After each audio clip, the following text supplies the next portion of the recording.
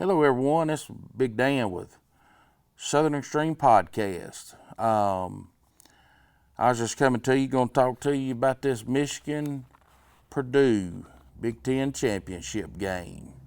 Of course, Michigan's coming off the big win against Ohio State, which was no surprise to me.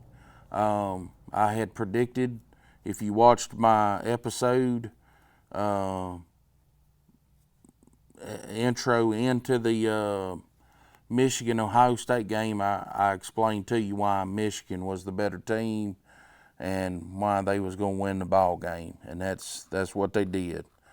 So there's no surprise they're sitting there at number 2 in the country. That's where I had them in my. If you happen to watch my college playoff rankings, that's where I had Michigan was number 2 anyway. So.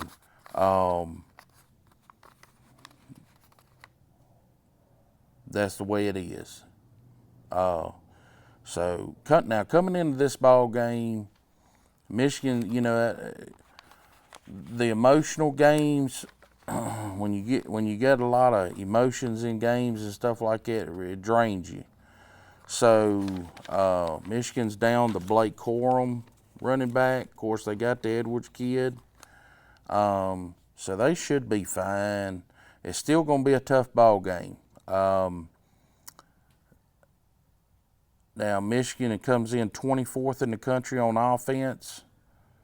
Purdue comes in 52nd. Now, on defense, Michigan comes in number 2. Purdue's 34. So, Purdue's not shabby. They're just not going to have quite the punch power that Michigan's going to have. Now, Michigan just can't have a letdown, emotional letdown, stuff like that. They can't be scared to go out and do what they did against Ohio State. They have to go out there and just cut J.J. McCarthy loose and let him play his game. Let him scramble. Let him get them yards when he needs it. Let him pass the ball. You just seen what he can do for you. Now, coming in defensively, nationally, against the rush, Michigan is number 3. Against the pass, they're number 11. Now, on defense, Purdue is 38th against the rush, 59th against the pass. So, sort of like LSU here, Purdue's got an uphill battle. Now, offensively, coming into this game, Michigan is number 5 nationally rushing the ball, and they are 91st passing the ball. I think that's a little skeptical. The 91 is. I mean, if you watch that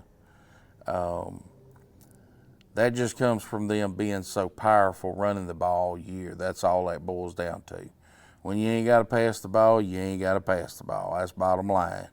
When you're running it down people's throat, there ain't no sense in, doing anything else till you have to. But coming into this game, Purdue is 96th rushing the ball and 21st passing the ball.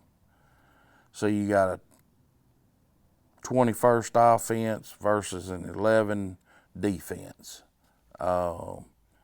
So that's the hopes and prayers that Purdue's probably got, is that they can pass the ball, but it's probably not going to be enough, They're going to have, just like LSU, they're going to have get some turnovers.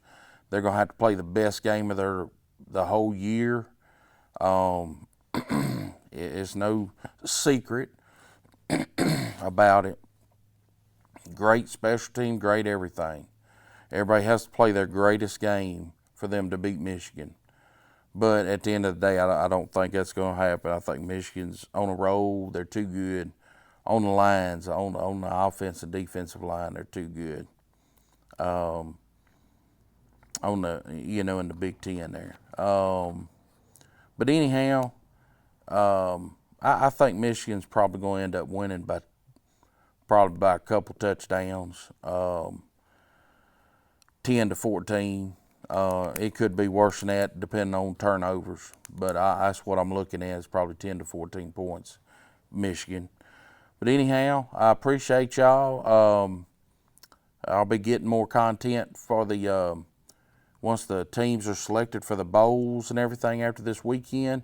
I'm going to be putting out a deal for the bowls and everything.